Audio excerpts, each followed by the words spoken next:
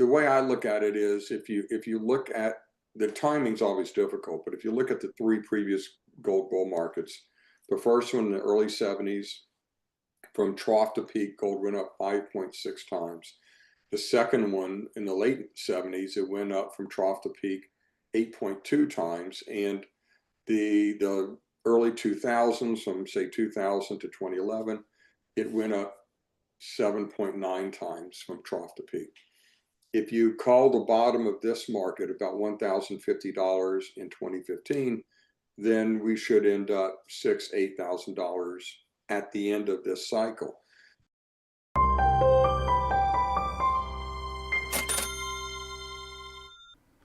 Welcome to Thoughtful Money. I'm its founder and your host, Adam Taggart. Gold is up 40% this year. Silver is up almost 50%, and the mining stocks as a sector are up over 100%.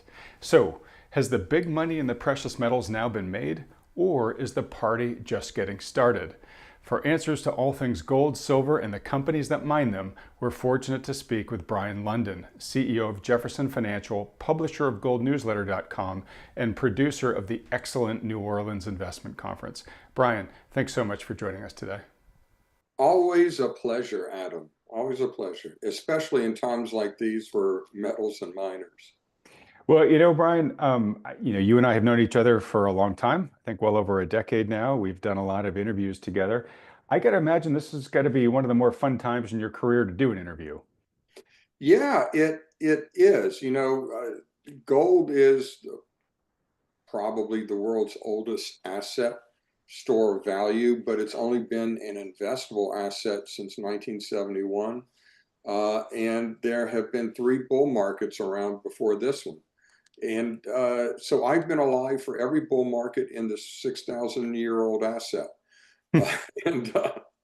But long way of saying, yeah, I've paid some dues. I've enjoyed some bull markets before this one, but this one is really special. It's a long time in coming, and I think it's going to duplicate those previous three in a lot of ways. Okay. We in other assets, we've had bubbles before, right? I mean, throughout history, but even in recent history, we had the dot-com bubble, we had the housing bubble. Now we have what many people refer to as the everything bubble, right? Is there anything that, I know we're early on in this bull market for the precious metals, but is there anything that gives you a sense that this time of the magnitude of this bull market versus the previous bull markets in gold? Yeah, it's a little scary, frankly, in recent weeks. And, we've had a few surges over this 18-month bull market similarly to this. But even over the last few weeks, we've had a tremendous surge. And it's been violent, and it's been abrupt, and it's volatile in one direction, primarily up. And so we haven't seen anything like this, I think, since maybe January of 1980, when gold hit its last nominal high back then of $850, when it went up, tremendously over just a few weeks. But that's happened a couple of times in this market. And by that virtue alone, it's distinguished, I think, from any previous bull market that we've seen. But there are other aspects that are different, like the fact that this one's been driven by central banks buying, largely with the absence of Western investors until recent months. And those Western investors are, if they want to get involved, and as they're trying to get involved in this sector, they see how far gold has come, and they look at how they're going to enter the sector. And interestingly, because central banks have driven it, because central banks don't buy silver and they don't buy mining stocks, the traditional levers for gold, they find that these sectors have lagged, and they're entering the play via silver and gold. And we're starting to see that reaction as well. All right, so a couple of things. One, I saw a chart this morning that really, I guess I had sort of known it, but it really hammered home the point. It was a chart of the inflation-adjusted price of gold, and it was showing that essentially we have just now hit the inflation-adjusted price of gold that gold had hit in 1980, right? Which gives you a sense of how crazy that mania was, because essentially it took you, it's taken you about 45 years. If you had top ticked the gold market back then, it's taken you 45 years to get to break even on an inflation adjusted basis with the crazy price you bought back then, which, given how much inflation there's been over time and given all the other elements that have gone on, kind of makes me think that, the nominal high of this bull market could potentially be a lot higher from here. Yeah, it could be. So what gold is telling us by setting that record and meeting that record is that things are essentially as crazy, as unsure, uncertain today as they were in the 1970s. And if you'll remember the 1970s, that was a hell of a decade. Good music, uncomfortable fashion, but a lot of other things going on in the world, primarily raging, rip-roaring inflation and uncertainty as to what was going to happen in the future for the entire financial system and the future of the dollar. So if you look at it from that standpoint, we have some concerns about the dollar. We have some concerns about uh, the financial infrastructure going forward, but we're nowhere near the worries that we had in the 1970s. And so yeah, I think gold's saying that something is ahead and it's going to be disruptive, but we're not quite there yet. So yeah, I think from that standpoint, we've got a good bit more to go on in this gold bull market. Okay. And of course, yeah, the central banks are buying. We don't know what they're going to do in the future, but they seem to, their buying momentum seems unabated here. It doesn't seem to be waning at any point yet. We know that, and we've talked about this for several years, Brien, that the Asian investor, the Eastern investor, has been buying gold pretty handily over much of the past decade and seems to have been very happy to do so at the price at which the West is willing to sell it bullion. Um, it seems like just recently, the Western investor has started to take note of the gold market and to buy in, which we always said would likely happen during the next gold bull market. Um, so a couple questions for you around this. One is Wall Street has not been a fan of gold in general in history. But what Wall Street likes more than than any bias is it likes to make money. Yeah. It likes to see where there's momentum and it likes to chase it, right? So, are we getting to the point where, capital in the Western markets is going to say, hey, you know what? I can't ignore this gold space anymore. I want to get part of that action, and starts to move into the precious metal space. And if so, what's your expectation on the future price impact of that? Because the gold market, especially in the mining sector, real small relative to the amount of capital that's sloshing around the Western financial markets. Yeah, it is tiny. It is tiny. And you're seeing the major Wall Street houses, Goldman Sachs and Bank of America and the like, coming out with constantly revised targets on gold, chasing the price up. And sometimes their revised targets get overtaken by the gold price before the ink is dry on their last projections. And frankly, a lot of their validations, a lot of their justifications rather for higher gold prices are a bit convoluted and I think don't strike to the heart of the story. So yeah, the issue right now is that, well, every bull market in gold is monetarily based. It's based on people looking forward and feeling that there will be a more rapid depreciation of the purchasing power of their currencies. That's what drives gold over the long term, and that's what gold is telling us now, that that's going to happen.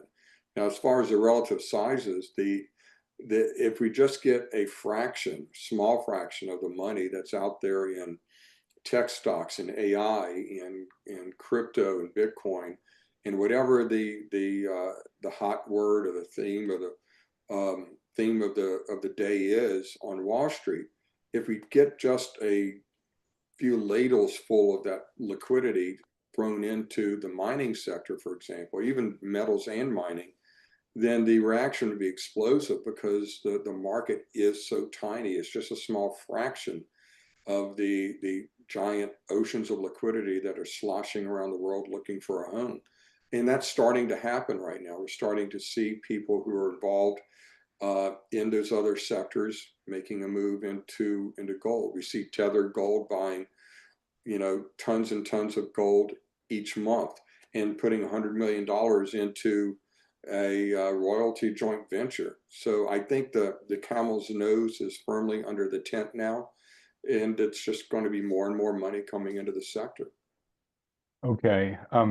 If you had to make your best guess in terms of the Western financial system getting involved in the gold trade, what inning would you put us in here? I would tend toward earlier in the game. I'm thinking third inning, thereabouts. It's hard to say anything earlier considering how far gold has come, but and it does feel a bit frothy right now. Hardly anything goes up in a straight line, although this bull market in gold has been as close as you can get, I think. The way I look at it is if you look at the timing's always difficult, but if you look at the three previous gold bull markets, the first one in the early 70s, from trough to peak, gold went up 5.6 times. The second one in the late 70s, it went up from trough to peak 8.2 times. And the early 2000s, from say 2000 to 2011, it went up 7.9 times from trough to peak. If you call the bottom of this market about $1,050 in 2015, then we should end up $6,000, $8,000 at the end of this cycle. Now that's the thing. We don't know when that cycle is going to end. I hope it takes a good, healthy amount of time to get there so we can make a lot of money in the mining stocks along the way. But I think that's the end game. I think that's where we're going, with an outside chance of something much higher if they try to reattach gold to the dollar and or other currencies in some way. So Okay. yeah, early innings, relatively early innings, I think. Okay, relatively early innings. And there's a lot of things that we have seen in past gold bubbles that we're not seeing yet right here in the West. I remember one of the stories that stuck in my mind the most was talking to a longtime gold dealer, and he talked about how in the 80s he would have to there was so much demand for product that he would run out, and when he would come into work in the morning, there was a line around the block of the coin store, which of course, if you go to a coin shop today, odds are probably still pretty good you'll be the only person in it. So we're not seeing those lines yet. But he would have to divide the line. He would have to segregate out the sellers and put them first in line so that he could buy their precious metals and then have inventory to sell to the other people in line, right? Yeah. So we're nowhere near those days. And quite frankly, the last time, gold did well, 15 years ago, I mean, you couldn't turn on a television or a radio and not hear the cash for gold Yeah. ads. And I don't watch broadcast media the way I used to, but I'm not seeing that yet. Similar to you, I mean, do you take those as gauges of where we are kind of in the mania side of things? Yeah, again, that's why this one is unique. It's not just that we haven't reached that mania portion of the bull market, but also that those investors, typically the Western investors, the Western retail investors that have usually led a bull market, are almost completely uninvolved at this point. If you talk to dealers in the trenches, on the ground, they'll tell you that most of their transactions now are actually people selling their gold bullion rather than buying it in the US, because the prices have gone up, and also because the gold bugs are kind of aging out. They became curmudgeons long ago and bought their gold, and now they're trying to sell that gold to pass on. Now the prices are high, so they have something a little more liquid for their kids, I guess. But Interesting. And I'm curious, are there kids maybe more likely to want to be in crypto than gold? And so there's not a buying wave that you would expect because they're choosing a different medium? Uh, Perhaps. I think it probably runs the spectrum. They're probably invested in crypto more. Some of them may be living in the basement unemployed, but Right, right. Not able to uh, purchase. more and more these days. But yeah, they look at, they bought gold long ago, and they look at this as their payoff for their foresight.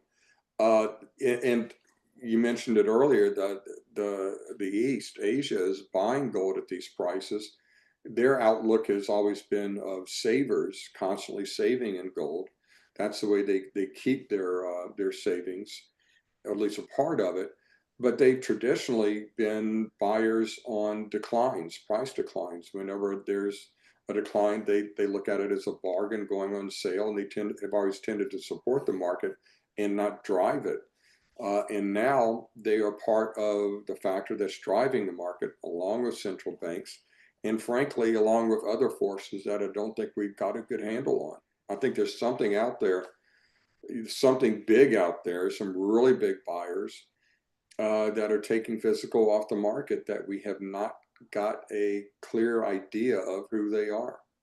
So that was where I wanted to go with my next question. So I've been talking frequently with Andy Schechtman, who I Mhm. believe you're familiar with, Yes, Brian.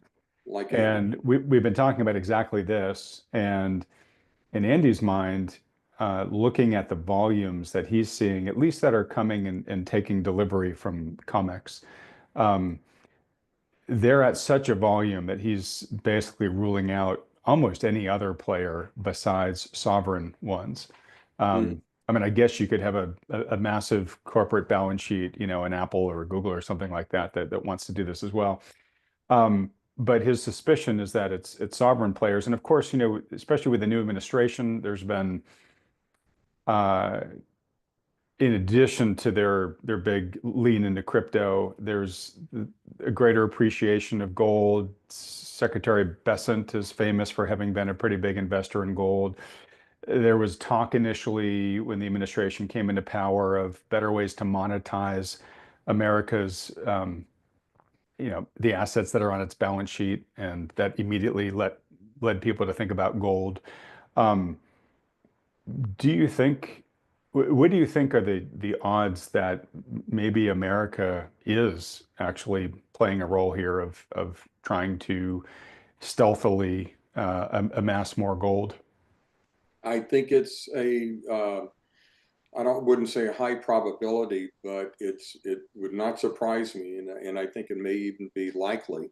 I actually posted on X yesterday or the day before a chart of the gold price. Went on Grok and found the number of mentions on X of a audit of Fort Knox, and it peaked in February of this year. Got up steam in January, peaked in February, and I plotted that against the gold price, and you'll see that the gold price was kind of bouncing along.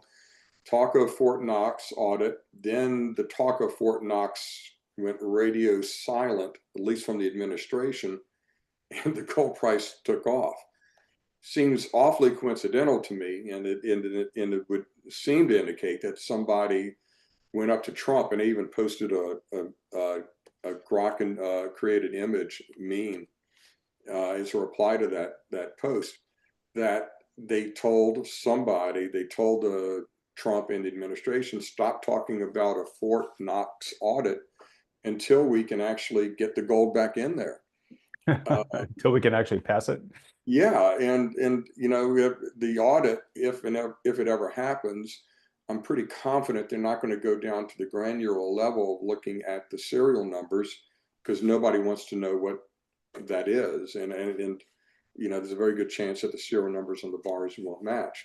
We actually published seminal research by a guy named Frank Veneroso in the late 90s on this topic, where he, I think, proved that central banks were loaning out gold to bullion banks, hand over fist, getting IOUs in return and getting interest in return.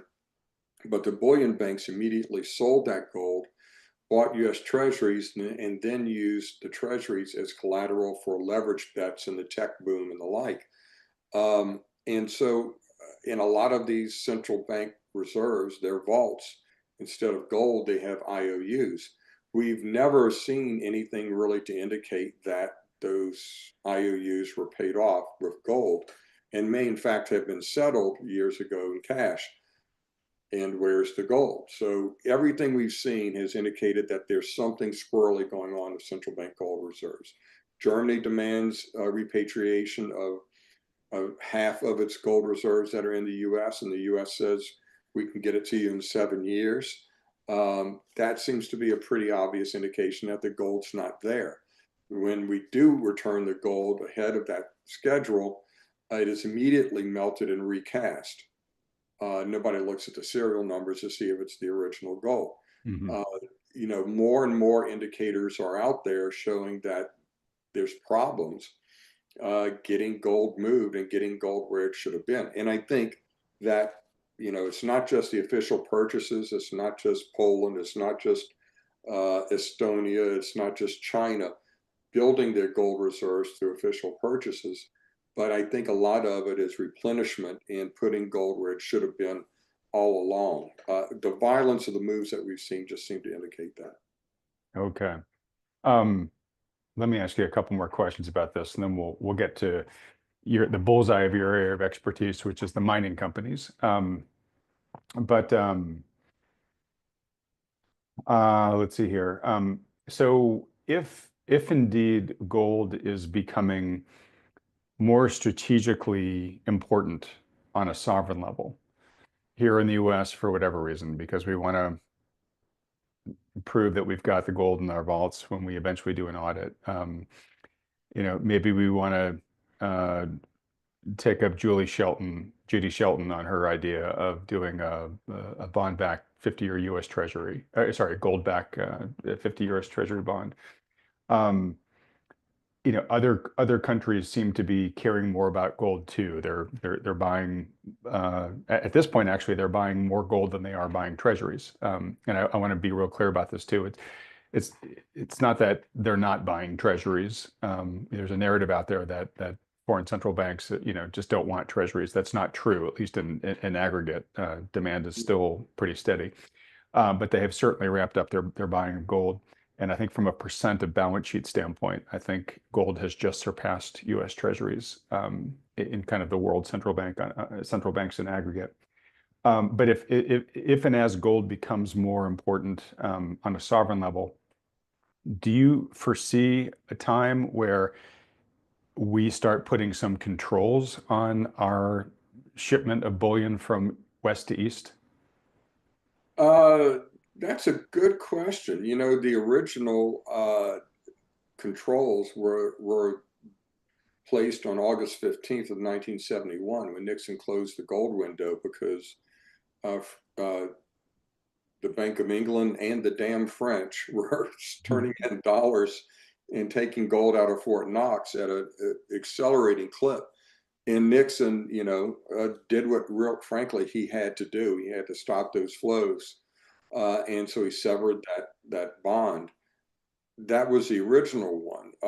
I don't know that we would do that in an official standpoint in the US, but I do think that at some point there will have to be some kind of a reattachment of gold to the dollar and frankly other fiat currencies, because we're in this cycle of crisis, bubble bursting, rescue with lots of liquidity, over and over repeating cycle, kind of like a Groundhog Day where the rescue creates the bubble, which creates a crisis, which they then come in and do more than they did before because the addict has grown tolerant to the drug and they have to just blow out everything they did before with even more liquidity.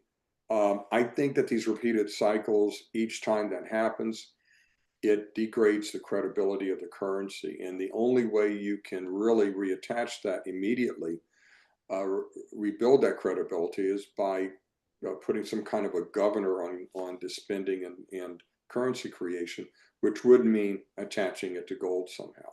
So whether that happens in the next crisis, as some people say, or the next or down the road, I think the only thing we can do now is determine what the trend is and realize that, we're going to want to own gold as this trend accelerates.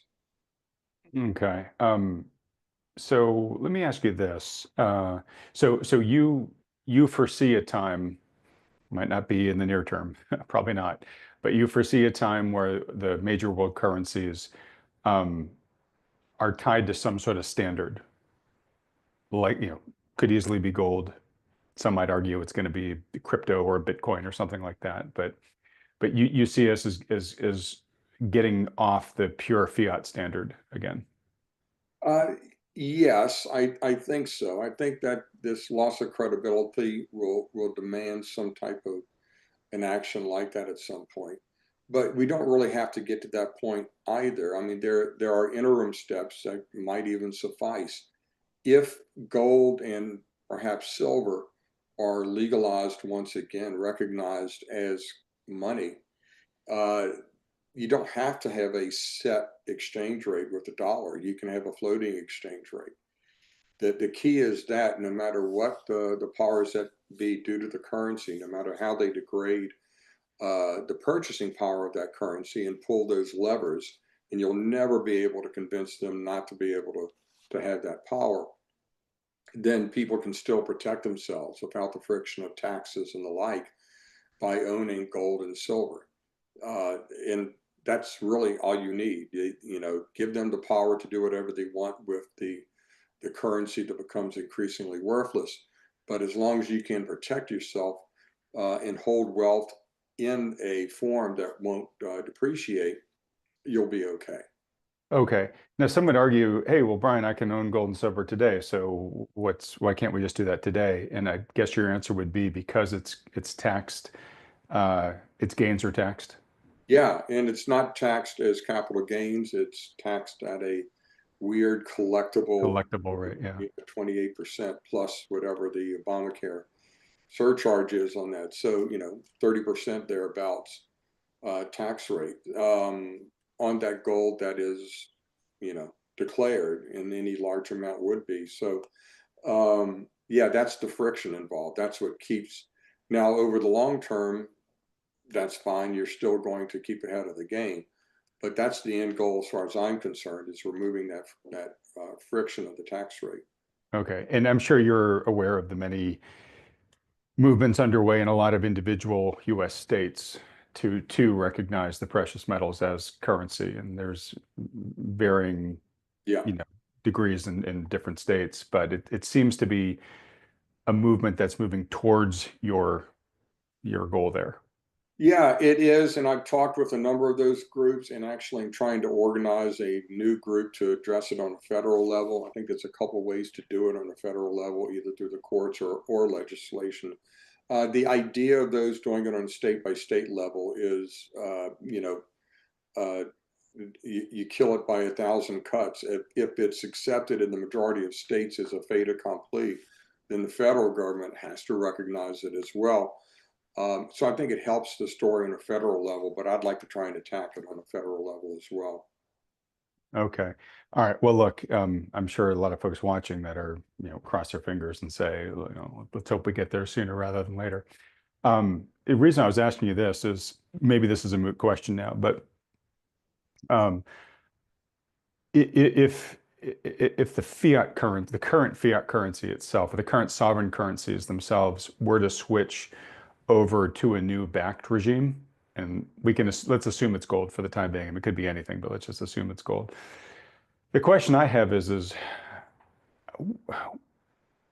would the US lead the way? And I can make a pretty good argument that they wouldn't, because no no central planner, no politician wants to be constrained by the constraint of backing of the currency. That's why we all want the currencies to be backed, right? They place a constraint on rampant money creation.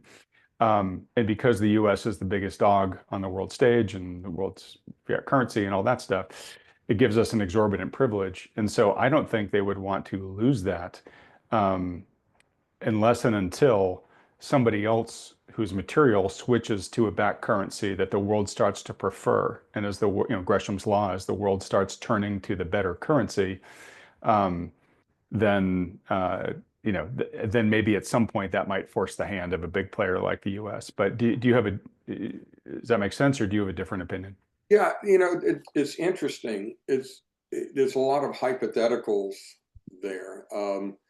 The the key component of the dollar, there are two things that keep the dollar the world reserve currency. Really, a lot of things, but I think that the primary things are rule of law in the U.S. There's a lot to criticize about the U.S. rule of law, but it's still the best in the world. You don't know what side of the bed Xi or Putin's going to wake up on tomorrow, and you don't want your funds, international organizations, governments, have their money subject to the whims of one person. And so rule of law is a big part of it. The other part is really the installed base, the network effect, Right. simple amount of debt that's already denominated in the dollar. That's going to be a huge burden to get over. Aircraft carriers have something to say about it, but I don't think as much as people really think. Now, if another major currency switched to gold, well, that solves the rule of law right there, because even though you have rule of law in the US, you also have a very rapid creation of dollars. And if you put a restriction, a governor on that instinct to create new currency by attaching it to gold, then it's kind of Gresham's law in reverse. The better currency is demanded more Right. in commerce, and I think that would create a big competitor to the dollar. The issue again is, will governments, will people, our monetary masters, give up that power? And that's the part that I'm not sure that they will. We would have to get into a point where currencies have lost all credibility, and that you have to reattach it to the dollar or to gold to do that. Again, there's an interim step. If they just say there's no taxation on gold and silver, then I think the situation gets solved. They can still pull their levers. Everybody is happy, and everyone can protect themselves, because it's human nature. They're going to do it anyway.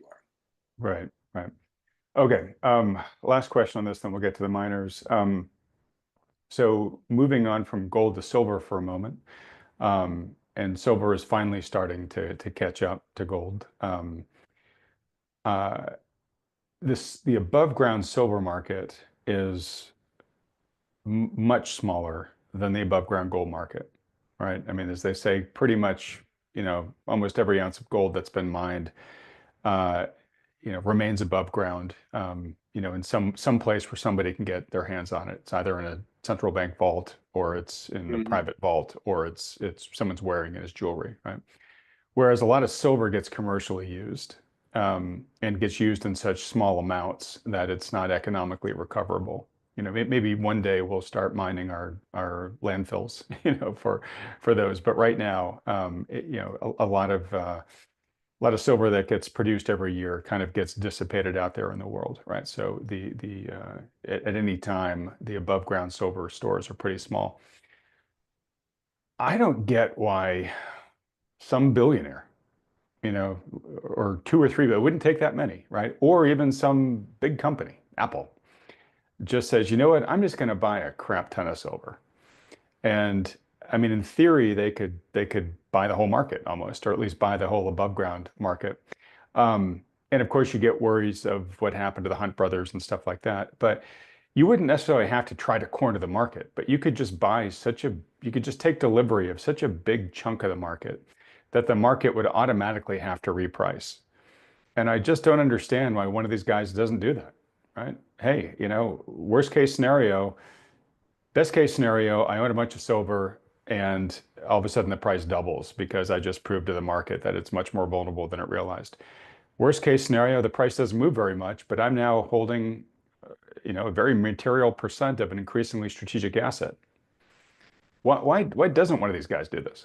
Well, I think you might, if I had the cell phone number of Elon Musk, I could call him up and ask you. But it's going to happen regardless, whether it's through a singular event by one or two people. I've always, for decades, discounted the industrial demand of silver because most of its value comes from its monetary value, its monetary cachet, and very little from an industrial standpoint. But the industrial usage right now is projected to take up every bit of silver mined in the world today annually, on an annual basis within the next few years. So that alone, if you have monetary demand driving the price, and then all of a sudden you have industrial demand taking all the supply off, then that creates quite the situation from a price standpoint for silver. So it is going to be the solar panel manufacturers and every other industrial user of silver that's going to take that silver off the market over the next few years as a matter of an ordinary business. The fact of the matter is, at some point, these metals, not just silver, become strategic, and at any price, what an industry or even a country needs to do is worry about security of supply more than the price. And I think that's going to happen, not just to some degree, not just for silver, but for metals, a lot of metals across the board. Yeah, and talking with Andy again, he talks about his understanding of how much metal is used in warheads, missile warheads, and apparently it's a non-trivial amount. And so that's in his mind, maybe an increasing, source of demand for silver. And of course, that silver gets kind of vaporized, when the missile explodes. Difficult to recycle that. Difficult to recycle that. But also to your point, when you're talking about, okay, it becomes a strategic asset, fewer things rank higher on the strategic list than things that are considered essential to warfare. And actually, there was just, now that I'm thinking about this, there was an executive order, I think, that was recently passed. I might get a little bit of this wrong, but silver was recently added to a Yeah, list, and I believe it's a draft list, but it's still important that it's been added to it of strategic minerals, right? Yeah. And so just in a number of ways, we're seeing some of the signs that you were just discussing there. Yeah, it's security of supply. We've seen that over history, that it's important in certain areas, and now it's becoming the U.S. is moving to uh, mimic a lot of the industrial policy of China. We're trying to establish rare earths. The U.S. government has taken a stake in the largest rare earth miner in the U.S. Uh, computer chips. We've seen them take stakes there, the golden shares and the like. So it is as much as we might be free marketers, and in my case, libertarian minded, there is a place for national security today in sourcing these metals. Not so much gold yet, but silver assuredly. So let me ask you this, and I should know the answer to this question, but I don't. Now, silver is, I think, the best conductive element that we know of, right? The most efficient conductor. I believe that's the case. Gold is more efficient. Silver is very efficient. It is used in solar panels because it's easier to manufacture and very thin wires on the front of a silver panel of a solar panel. It is highly conductive, and it has applications perhaps in the future for superconductivity. Okay, so maybe not the most effective conductors, but definitely one of the most effective Yes. conductors that is out there. We are now in a national arms race, if you will, around electricity production. And you've probably seen the same charts I've seen, Brien, that show how China is just leaving us in the dust right now. I mean, it's multiples higher than us in electrical production capacity, and it's got all the momentum so far. And if we want to win the AI race, That's going to be one on the back of plentiful, cheap energy, especially, particularly electricity. And we're going to have to basically kind of rebuild our whole grid and place huge investments in productive capacity. So one might think, okay, well then you're going to need a lot of conductivity to make that happen, and therefore you'll have a lot of demand for silver, a little more incremental demand for silver. I don't know if that's the case. I'm asking you this, but the big question I'm trying to ask is silver actually an AI play? I don't think so. Much as I would like to say it is, it in electrical components to some degree, solar panels and the like. Interestingly, gold in some applications, because you don't need much of it to get that conductivity, works well there. But I think the AI play are two other metals, copper and uranium. Uh, quite Much more so. Okay, and that makes sense. Yeah, for electrical transmission, you really can't innovate around copper. For batteries, you can innovate and say, we'll use a little bit less cobalt, we'll use a little bit less graphite, we'll use a little bit less lithium, depending on what the pricing environment is. Can't get around copper for electrical motors, for electrical transmission and wiring. I've seen numbers or estimates that 6% of the CapEx in an AI data center is purely the copper within the data center. Wow. And uranium is going to provide, in many cases, and through small modular reactors that are going to come online in the next few years, will provide much of the power for those AI data centers. Okay. All right. Interesting question, but sounds like the answer specifically to that question is hey, if you want to play that from the metals, go with uranium and copper much more. Yeah, in my Okay. opinion. All right. So your day job is publishing Gold Newsletter, which is one of the longest standing, maybe even the longest standing, and certainly one of the most highly respected newsletters out there for people who are investing in the precious metals mining space. And there you sift a lot of the wheat from the chaff in that space. And given your longstanding career of building relationships and working with folks in the mining industry and hosting your conference, which we'll talk about in just a moment, um, you've really gotten to know the companies that are out there and the people that are running them, probably even more importantly. And again, you do the separation of the wheat and the chaff. You're really looking at an industry that has a lot of mines that probably won't come to much of anything, but then a subset that will do quite well, and a subset of them that will do phenomenally well. So again, this must be a fun year for you, because I'm sure a lot of the companies that have been on your list have done quite well this year. Like I said, I think the GDX alone, which is just the beta of the industry, is up over 100% year to date. And I know from a few of the ones that I own, I wish I owned a lot more of them, but they've been up a lot higher than that. Mm. So talk a bit about what you're seeing in the mining industry right now, and I'll put up a chart in just a moment. I'll look for it while you start your answer. But it seems like the gold miners to gold ratio, while starting to begin to close, still has a long way to go before it gets back to its historic mean. Yeah, if you look at it over history, and if you, as much as they move the big miners by a lot of standard metrics like price to net asset value, price to earnings, and et cetera, they're still at the low ends of their ranges, even after these big moves, because the moves in gold have been so extraordinary. And the miners have just started to respond to that. If you zero in a little bit and look at the GDX to gold ratio, you'll see that on August 1st, almost to the day, that they took off like they were shot out of a cannon.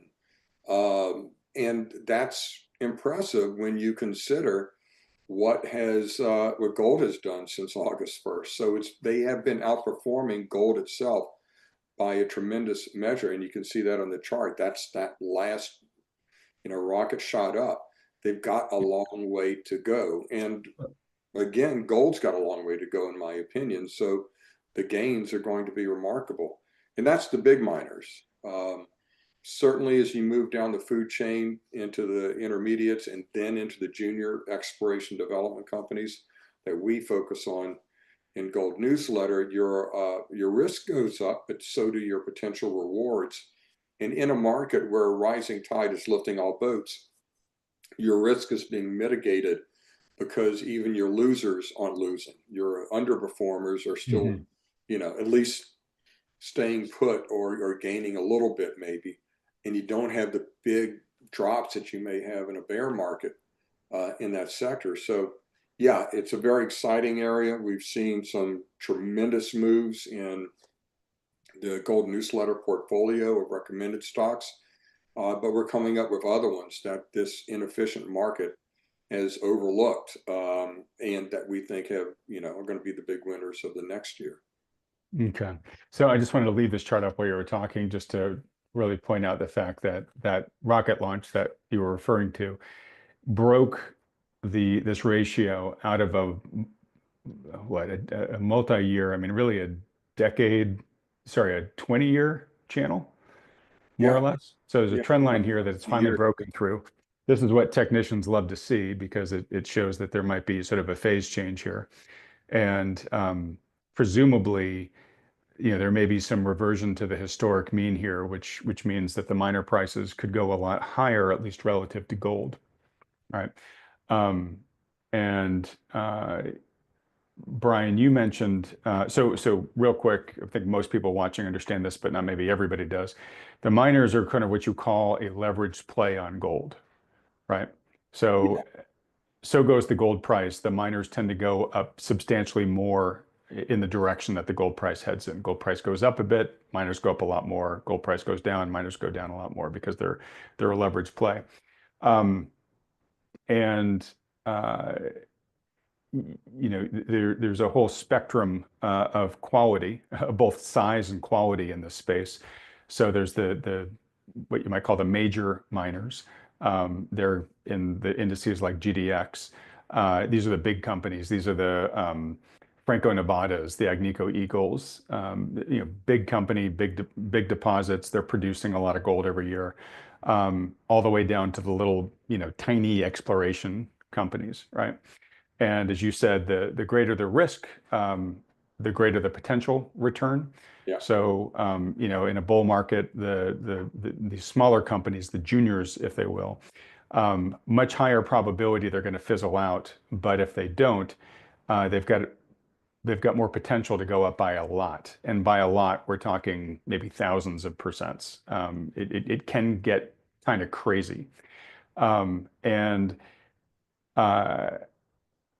There's a point in a bull market in the miner space where animal spirits take over. And to your point, when you were saying like, hey, your losers stop losing, right? What I have heard from people that have analyzed this market over past cycles is you can kind of get to a point near the end where it's like the junkier the company, the better the stock performs, where people are just looking for whatever looks the most speculative. And I'm not saying that's a smart thing to do. I'm just saying it seems to have been an observable dynamic. But I want to ask you, Brien, it doesn't sound like we're anywhere near that stage yet, correct? No, we are not, in my opinion. We're just starting to see that kind of excitement in the juniors. That said, most of or a good number of the juniors have doubled and tripled over the past few months. They're still at historically low levels. That shows you how bombed out the market was and how that market was really just ignoring the rise in gold over the last 18 months or so. And Brien, when you say they're at low levels, do you mean sort of like from a price to earnings and price to sales basis, or what ratios are you looking at? No, because they have no sales and they have no revenue. Well, the explorers don't, yeah. Yeah, the explorers in particular, and even the development companies, they're burning matches. And so the way I look at it is essentially if a company has if it has a resource, if it's found something and has a resource and maybe has that resource defined and perhaps some economics on it. 6-8 months ago, there were great companies that were selling for the equivalent of $10 an ounce in the ground market cap for over gold resource, or less. And now those companies are selling for $20 or $30 per ounce in the ground.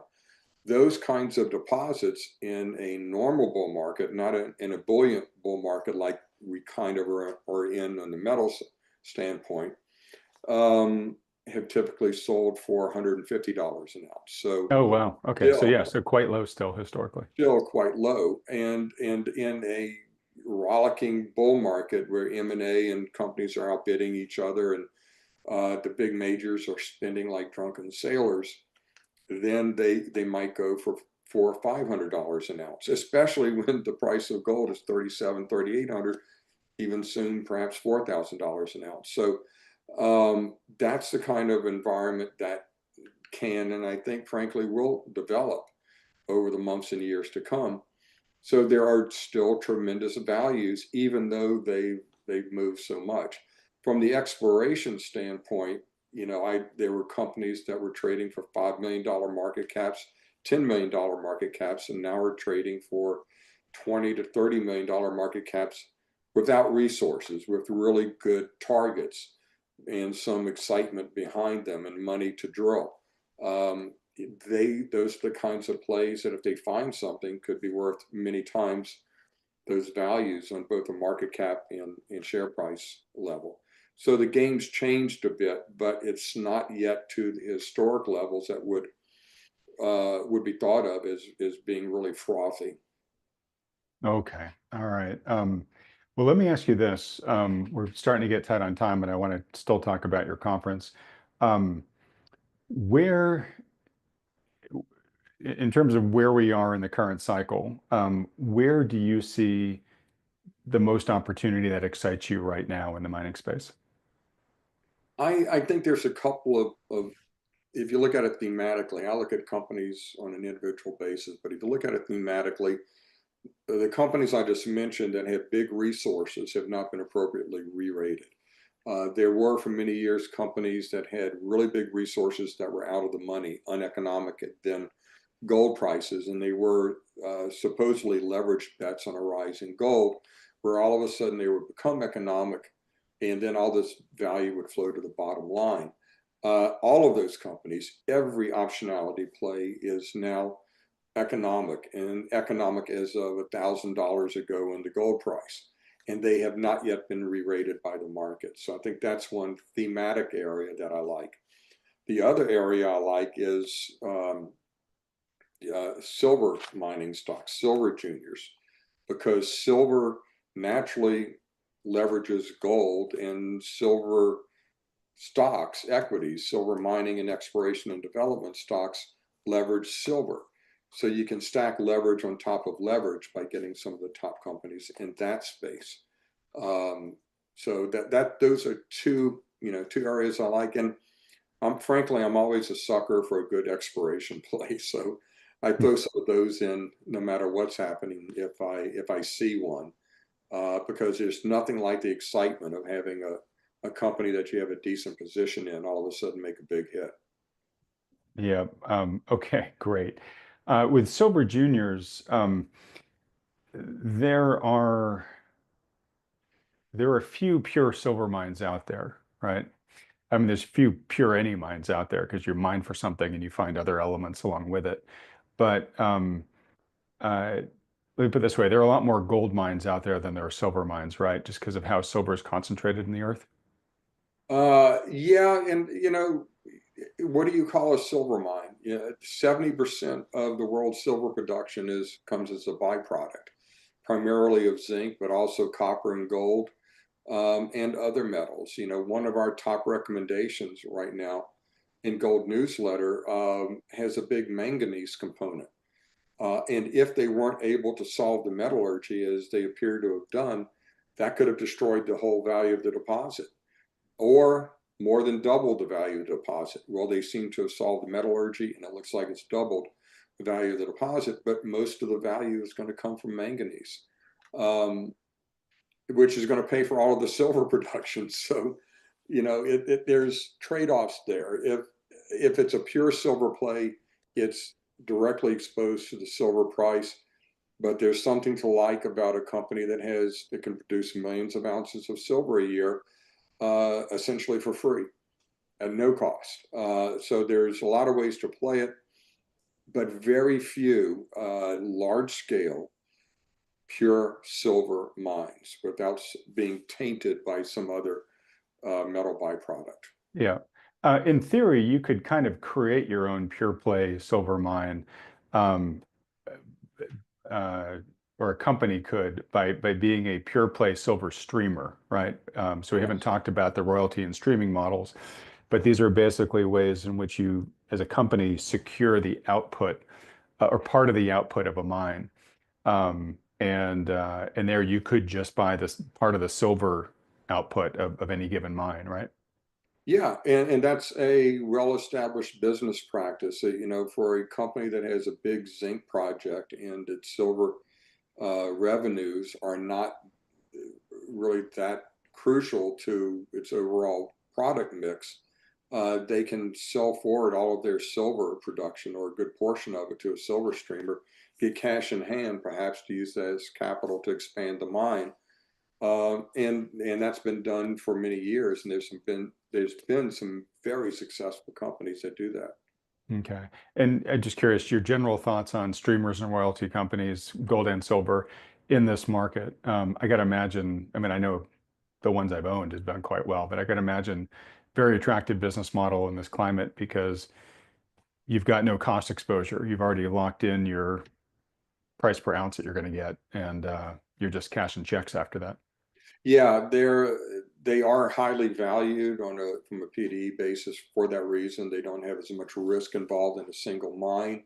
But they are a bit more expensive, but they do tend to outperform the other sectors. The key there is that, you know, there's a lot of junior royalty plays out there. The key things you want to look at are what differentiates them from the other plays and how soon are they, what's their revenue curve, their income curve? Are they Hmm. their royalties on projects that are now producing, and how does that look in the next few years? Yeah. Okay. All right. Well, look, for folks that are excited about following the precious metal, the mining space, one of the things I always take care to tell people about is it's a highly volatile space, even in the best of markets. And so you've got to be very eyes wide open about that at the beginning. Um, and it's a very difficult space to be consistently right in. It's one of these spaces in general where you want to build a portfolio knowing that a good chunk of the portfolio is not going to do much. You're probably going to have several that just pure go out of business, but you're hoping that your few big successes are, you know, barn burners and they're going to make up for everything and then some. And so, you know, I recommend to people be very if you've not invested in them before, one, be very cautious. Just know that this is money you should basically be money that if you lose, you can sleep still at night with. And then, you know, if you're going to be buying individual stocks in this space, you should be looking over the shoulder of an expert who has done this for a long time and has a good track record. And only after having done that for however long it takes until you feel like you've really got your sea legs under you, then start making your own individual decisions. So I really recommend that people look at some of the experts like yourself, Brien, who publish their analysis. And so I want to give you a chance here to tell people about Gold Newsletter. But it's one of the, you know, one of the top options that I tell people, hey, if you want to get into the space, go sign up for Gold Newsletter, you know, look over Brian's shoulder for as long as it takes. And I know a lot of people just say, hey, you know what? I don't even want to do the work anymore. Brian is he's smarter than I am. I'm just going to keep looking over his shoulder and doing what he does. Yeah, I think you're right. It's a riskier area. It's a higher potential reward, but it is risky, and it should be. You need to be able to afford and be suited for that level of risk. That said, I would not blindly follow my advice. There are a lot of great people out there, and you can, with a little bit of legwork, dedication of a little bit of money to subscribe to some of the better newsletters, get a good idea of what the better companies are out there that are widely recommended by the right people who, you know, who have merit-based coverage, not necessarily promotional paid coverage. There are a lot of great conferences out there you can go to where you can meet the companies face to face.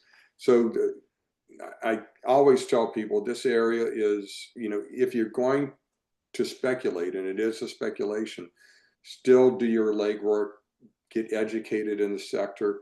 It is inefficient, and you can use that as an advantage. You can find where the market has left real values on the ground waiting to be picked up, temporarily overlooked, and you can get in early on new opportunities and great management teams. And it's a lot of fun, and it's exciting, and the rewards can be dramatic. But yes, absolutely, it's a speculative area. You can find out more about Gold Newsletter at goldnewsletter.com. We have a report that is a real valuable special report. It is extensive, it's comprehensive, called Investor's Guide to Gold and Silver. Tells you about all of my competitors out there that I value, that I think in the newsletter business deliver real value. All of my competitors out there in the conference business that deliver real value. So it is an objective report that tells you soup to nuts on how to invest in metals and mining from all across the spectrum. All right. Well, look, Brien, when I edit this, I'll put up the link to goldnewsletter.com on the screen there so folks know exactly where to go. Folks, the link will be in the description below this video as well. So Brien, just to put you on the spot before we talk about your conference, you willing to share one or two names in the mining space right now that have your interest? And again, this is not personal financial advice for anybody watching. These are just two companies that Brien is intrigued by. Yeah, let me think. It's going to be hard for me to find anything I don't own, so I'll just throw that disclaimer out there. I know I own these companies. I think Banyan Gold is a great company. It's moved a good bit, but it is that company, that example, basically, that I said of a company that had $10 an ounce in the ground. It's probably closer to 30 an ounce in the ground, but the resource is growing. 7 million ounces now. They're likely over 8 in the near future, and headed higher. Big resource, no economics on it yet, but growing resource, and still largely undervalued. An exploration company that I like a lot, and I put money in the market on recently, is Prospector Metals. It is a drill hole play. It is the riskier of the riskiest sector. But I like what they're turning up in a target in the Yukon, and they should have drill results out within days or a couple of weeks. All right. Okay. Well, this video is going to launch a couple of days after we record it, Brien. So hopefully those results haven't been released yet, in case anybody wants to look at the company and Or decide. maybe I'll look really smart. So, well, you already do. Okay. So as we wrap up here, I want to let folks know about your upcoming conference as well. You have you've got an amazing faculty that speaks there, and we'll talk about them in just a second. You marry that with a vendor hall where you've got a lot of these companies, the very companies that we're talking about, that are there, where you can actually go talk to the management. They share all their data with you, and you can really get a sense from each of these individual companies what they're up to, and make a much more informed decision about them. So again, if you're interested in mining companies, it's a great conference to go to, but it's a great conference to go to even if whether or not you're interested in mining or not. It's one of the best macro conferences I've been to as well. So tell us what you got cooking on this year. Last year was your 50th anniversary, right? So this is your 51st? this is the 51st. And, we pulled out all the stops last year trying to come up with an unbeatable roster of experts last year. And frankly, I think I've beaten it this year. I can Congrats. only one or two people that I wanted to get that couldn't make it. But like you, Adam, I think I have a good eye for real value, the thought leaders out there who have arguments and perspectives worth listening to. And my business model, like yours, is very simple. You just layer value on top of value on top of value, and just overwhelm people with what you have. And I think we do that at this roster. We've got Matt Taibbi. I think he's the most important journalist of our generation. My friend Rick Rule. We have Danielle DiMartino Booth, Brent Johnson, George Gammon. I'm reading now, but I'm not remembering all these by heart Peter St. Onge, Viva Free, Robert Kiyosaki, Mary Catherine Ham, Peter Bookvar, Jim Bianco, Jim Iurio. We have Adam Taggart there on our Future of Money panel. Good luck to that, sir. I think after the last year, it's going to be a walk in the park. I don't know. I've talked to some of the people involved, and they're barely promising good behavior this year. Speaking of which, we have Peter Schiff, Adrian Day, Mike Maloney, Alex Green, Dave Collum, Robert Prechter, Mark Skousen, Larry Lepard, Dan Oliver. It goes on and on. I really urge people to go to our website and look at our speaker roster. It is absolutely amazing. And I can say that because I've picked all the speakers, and I'm a big, big fan of all of them. Well, as someone who's been many, many years, it's a great event. Yes, I am going again this year. Would love to see you there if you're watching and decide you want to go. One of the things I really value about Brien's conference is Brien, as you can probably tell, he's the consummate gentleman. He's consummate host. He puts together just a great experience. And I think in addition to the learning that you get there, you get a tremendous amount of value from the magic that happens at an in-person event. So, the other like-minded investors like you who are there, idea sharing with, I know people have, made lifelong friendships having met at this conference, but also the ability just to bump into a lot of those speakers in the hallway and get a chance to talk to them directly. And selfishly, I love going because I get to sit in the green room and I get to talk uninterrupted with all these guys, which is wonderful. I'm like a kid in the candy store. But I know for attendees, you've created an experience where you've sort of maximized the contact between the speakers and the attendees. So that's great. And many folks know that my conference is happening the month before yours, Brien. And I think they're both super complementary to each other. And the one thing I would say is the real plus about Brien's conference, definitely come to mind, obviously, but the real plus about Brien's conference is, the roster of speakers. There's a lot of differentiation versus what I have. The vendor hall there, if you're really interested in these companies, you can really get, like I said, primary exposure to them. But it really is that in-person magic, right? Mine's a virtual conference. There is a surprising amount of community we create throughout the day inside the live chat and some of the things that go on there. But when you're at a multi-day event and you're, going out for drinks with somebody who you met there who just thinks the same way that you do, really wants to beat around the same questions that you do. For some, folks like me who just nerd out on this stuff, that's an experience you kind of can't get anywhere else. Yeah, there's I call it an intellectual energy, and ambiance. Everybody's in what is probably the most exotic location in the United States, and our continental United States, and you're in the same place at the same time with a lot of the same concerns. And everyone is an overachiever to some degree. They're successful investors. They know what they're talking about, and they're very willing to share their ideas. Some of the best ideas I've ever gotten at my conference, I've gotten from attendees who say, "Go look at this company. You'd like," and make incredible discoveries that way. Everybody's sharing, everybody's talking and enjoying. We bring a lot of the New Orleans culture into the event itself, but you can always go out and enjoy that as well. So yeah, if I didn't produce the event, I would be going to it because it's an awful lot of fun. Right. All right. Well, look, my friend, your team provided me with a link to give to folks.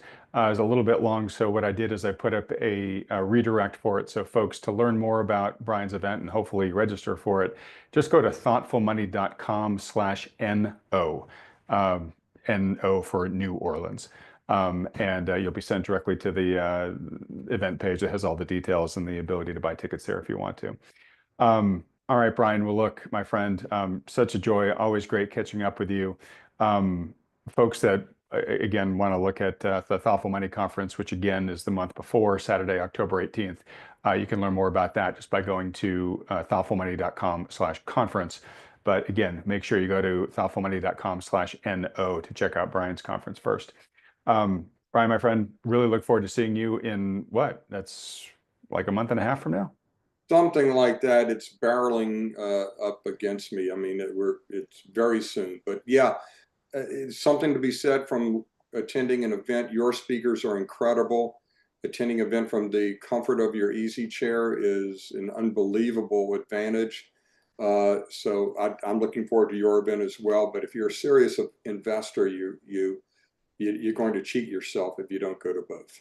Yeah, you're a very kind man. All right. Well, look, folks, do me a favor. Please let Brien know how much you enjoyed him coming on and sharing so much of his expertise today by hitting that like button, then clicking on the subscribe button below. Well, is that little bell icon right next to it. If you haven't clicked the subscribe button before, please do that, because we are getting very, very close to our 150,000 subscriber milestone. I think we're just a couple hundred away. Maybe even the time this video comes out, we'll be almost there. So if you can help us get over that milestone, we'd very much appreciate it. Brien, my friend, great speaking with you. And like I said, look forward to seeing you in New Orleans in early November. Thanks, Adam. Always great to talk to you. All right. And everybody else, thanks so much for watching.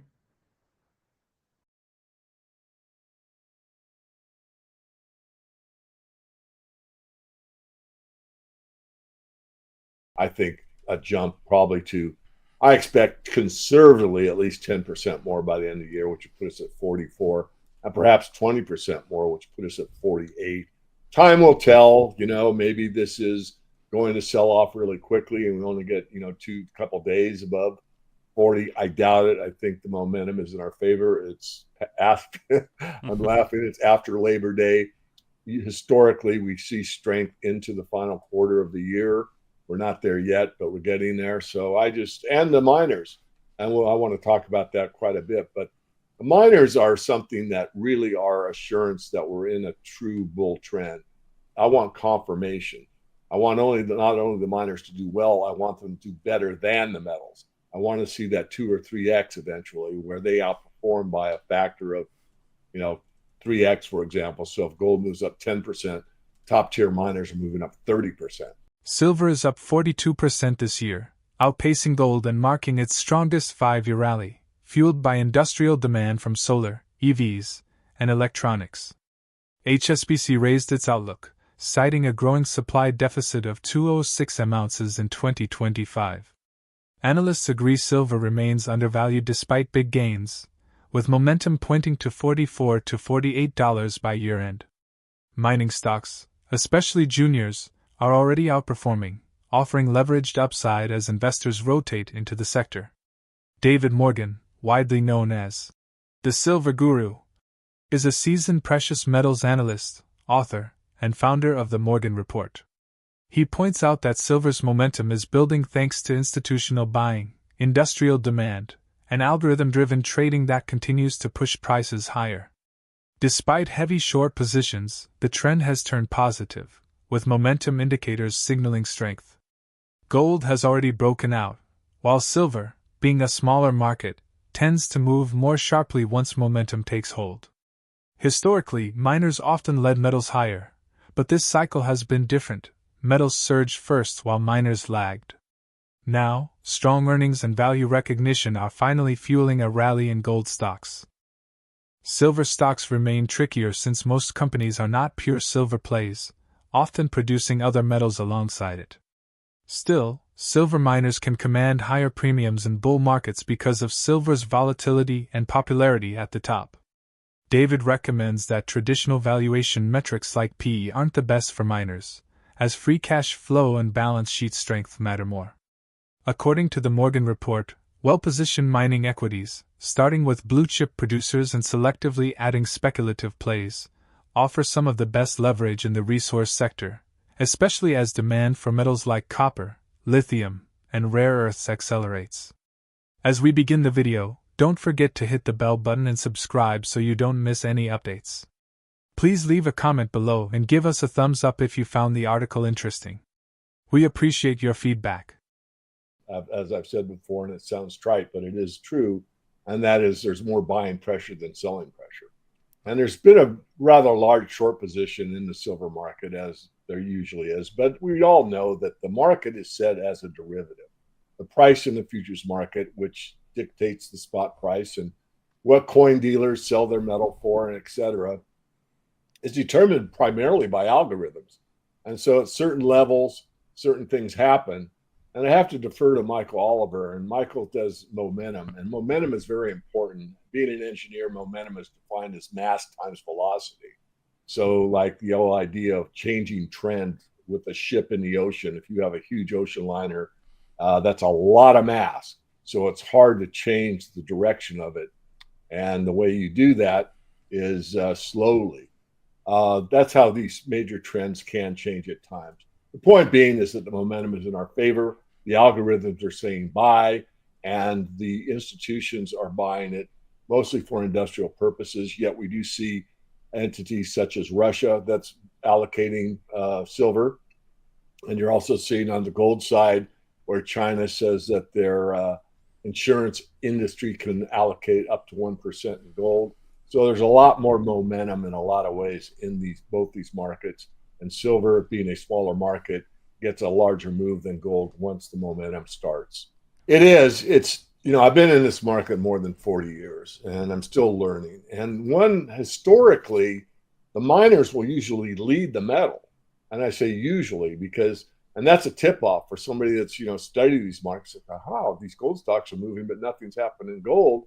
We're probably going to see a rally here. Well, that did not take place this time. The opposite occurred.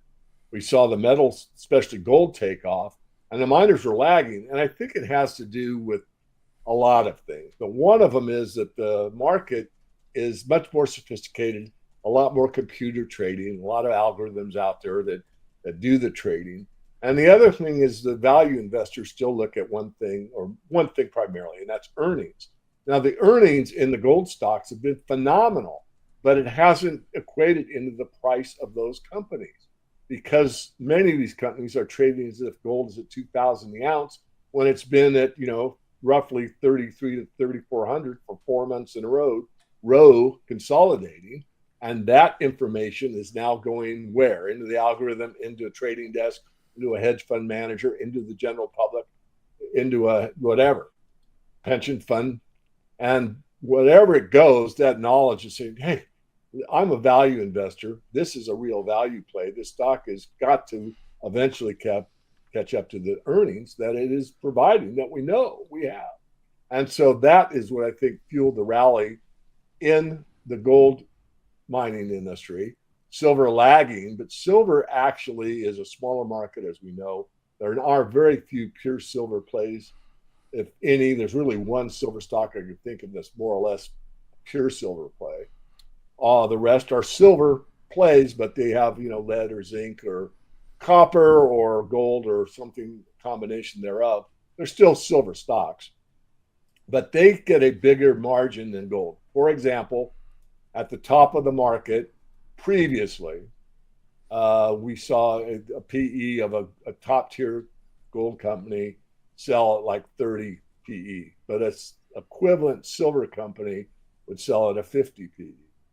Well, why? Well, silver is more volatile, and I guess it's more loved at the top of a market than gold is. I'm not finding it in the comps table. I was curious where we're at in terms of valuations for the major miners, but also some of the smaller producers. Like, where do you think we're at right now? Do you have an overview? I don't. I know we're below that, I think, in some instances. I do want to make a caveat here because a PE is not a very good metric for a mining company. I mean, there's a couple big books back there that are hard slogs, and valuing a mining company is much more about free cash flow than it is a PE. PE is useful at the top of the market to get an exit strategy.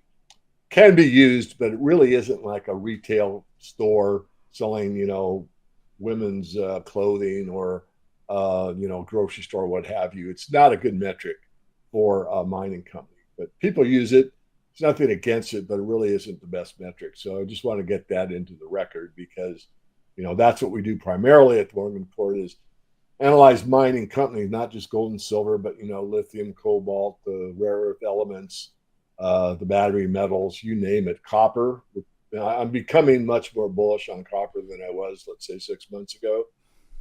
So there's a lot happening in the resource sector. And one of the best leveraged plays you can do with lower risk, not no risk, is in the mining equities. And if you start with blue chips and work your way down into a speculative section, where you basically make the correct bets, meaning how much money you allocate to each tier, you can do quite well and have a balanced risk to reward profile. David mentions that in Elliott wave theory, the third wave is usually the strongest and most dynamic, marked by the sharpest price gains in the shortest time with heavy trading volume. This stage reflects a major shift in psychology, moving from disbelief to broad recognition as more participants enter the market. Currently, silver seems to be in the early part of this leg, with institutional and industrial demand driving momentum while retail investors remain hesitant, especially those who only recently broke even. Asian markets are also playing a larger role than before, though retail silver buying there still lags behind gold.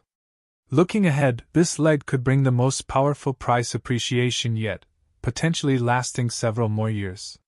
While past rallies, like the false start in 2016, failed to sustain momentum, the current setup appears stronger, supported by gold's breakout well above $2,000 and holding near $3,500.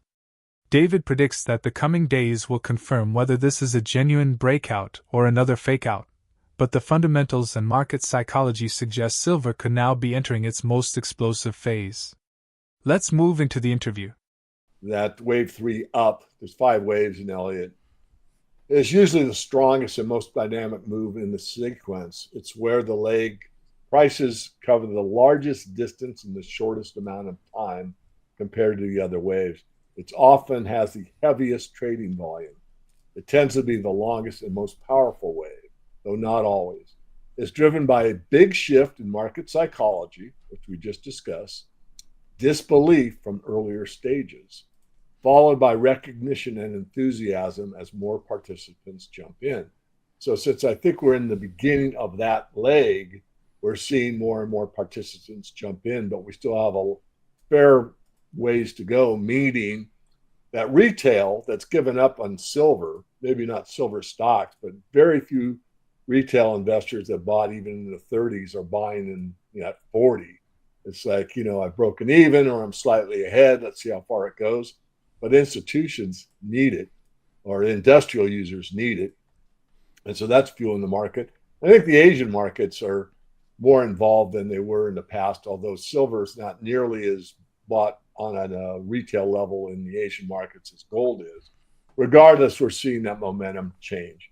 And I do think that we're going to see, as it says, probably the most dynamic move in price appreciation in this last leg up. And again, where does it go? I'll say probably a couple more years. And just to be sincere, I have said, we got a couple years left, more than once, and probably as long as 5 years ago, and I was wrong. But,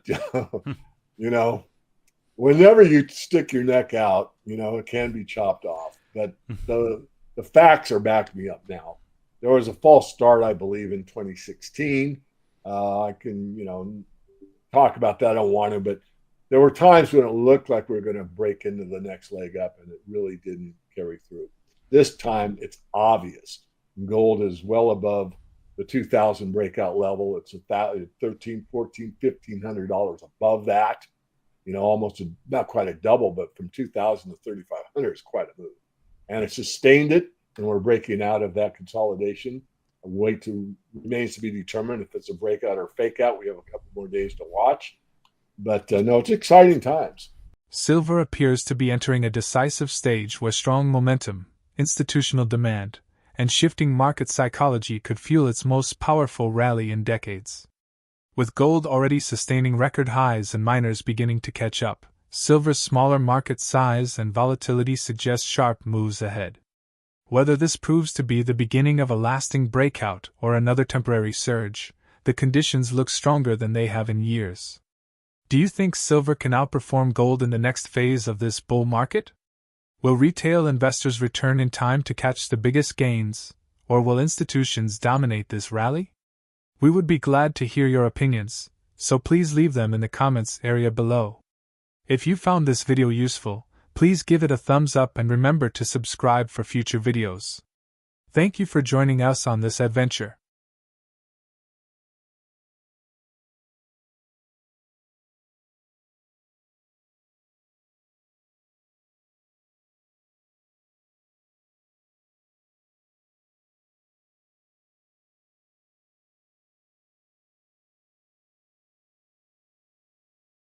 silver, I think silver is getting ready to explode. We did get as high as 39.5, I think, while I was on vacation. So we've got a little bit of a psychological barrier up there, close to 40. But I think once we really clear $40 an ounce on silver, it's going to make a beeline for 50. And there probably will be rather, a little resistance around 50 because that's a massive double top going back to 1980 and 2011. But once we take that out, I think it's going to explode higher. And I think we'll be headed towards $100 an ounce in silver. Of course, gold's going to be 4,000 by then, but that still means you get a better bang for your buck. Silver is emerging as a potentially explosive investment, driven by persistent supply deficits, 118 million ounces expected in 2025, and booming industrial demand. Inventories have fallen sharply, while recycling is failing to keep pace, setting the stage for a strong rally. Experts suggest that silver may soon transition from an overlooked asset to a monetary insurgent. Analysts consistently expect silver to reach $40 to $50 soon, with many citing a strong technical and fundamental setup. But this is often realized over longer horizons or under extreme conditions. Peter Schiff noted that gold slipped by about 0.6 to 0.7% this week, as easing geopolitical tensions and expectations of Fed policy weighed on safe haven demand. Silver, however, held steady with slight gains.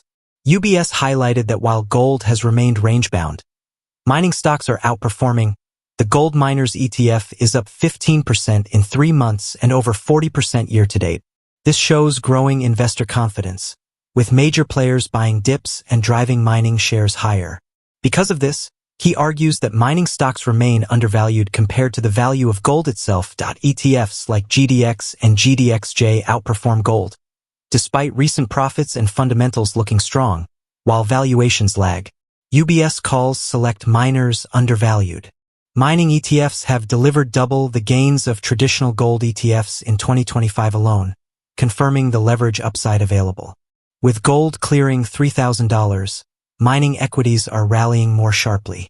Long-term tailwinds and macro support suggest room to run for the sector. For additional information, view the video. Please subscribe and like the material if you enjoy it to receive the latest updates. It was a pretty quiet week for the precious metals. Gold itself was actually down about 0.5%. I think it settled at around 3,336. Silver went the other direction. It actually rose a tad, up about 1/3%, and we closed the week above $38 an ounce. But from a technical perspective, I think the markets are set up for another explosive rally.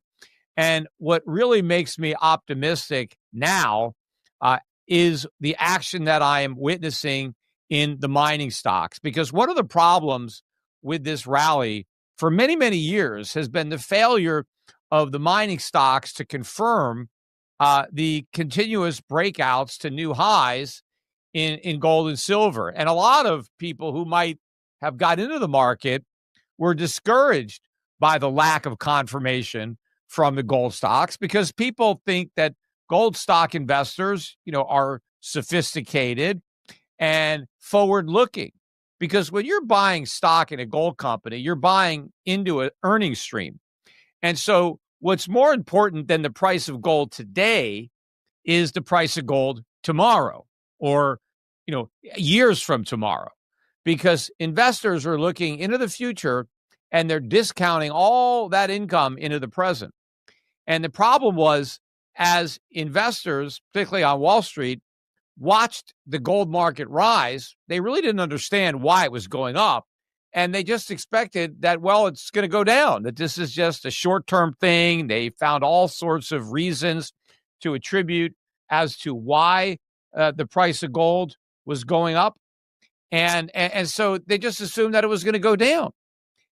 And so they didn't want to buy gold stocks because if you think the price of gold is going to go down in the future, that means the mining company profits are going to go down, especially with costs going up. It gets more expensive to mine gold every year. So if the price of gold doesn't go up, it's hard to maintain your earnings. And if the price of gold goes down in the face of rising costs, that's a double whammy. And so the investors were staying away from gold stocks because they were very suspicious of the rally. Well, looking at the action this week, and even in recent weeks, I'm starting to see investors gaining some confidence in this bull market, because I'm seeing days now where the price of gold is down quite a bit and these gold stocks are up. They used to get killed. I mean, every time gold went down, they got destroyed. And then gold would make a new high, but the stocks wouldn't make a new high because they got beat up so much on a small dip. But now, instead of being dragged up by the metal, gold stocks are starting to lead, with both the GDX and the GDXJ making 52-week highs on the week. In fact, the GDXJ, which made a new high after the GDX, made a new high this week and made a new high today on Friday. And both of those indexes are now up 65% on the year. That is a big move. Gold itself is only up about 25%. So finally, after years of lagging, they're now starting to outperform. And this is a bullish sign because now we've got confidence in this bull market. Now, some people might say, well, isn't that a contrarian indicator now that people are buying these stocks? Not really, because this is sophisticated money. The public is not involved. And it's not like this is a mania, a blowout stage where you go to the supermarket and the cashiers are talking about the penny gold stock that they just bought. You know, the public is not involved in this market. This is more sophisticated money finally moving in. And the way I noticed that is a lot of these gold stocks, when they report their earnings, recently, every time they reported earnings, even if they beat numbers, they killed the stocks. And if they missed numbers, they destroyed the stocks.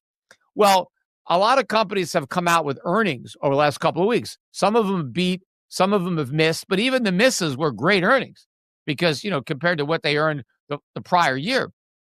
But what I've noticed is every time these stocks get sold off, almost reflexively on these earnings, they bounce right back. It might not be the same day, maybe the next day, next 2 days, but they recover everything and move higher.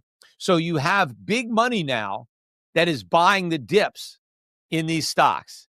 And this is just the beginning of a huge wave. In fact, that's why, if you remember back in April, I kind of angered some of my reps, my precious metal specialists over at Shift Gold, because I put out a special report from Europe Pacific Asset Management, and it was called The Best Way to Buy Gold.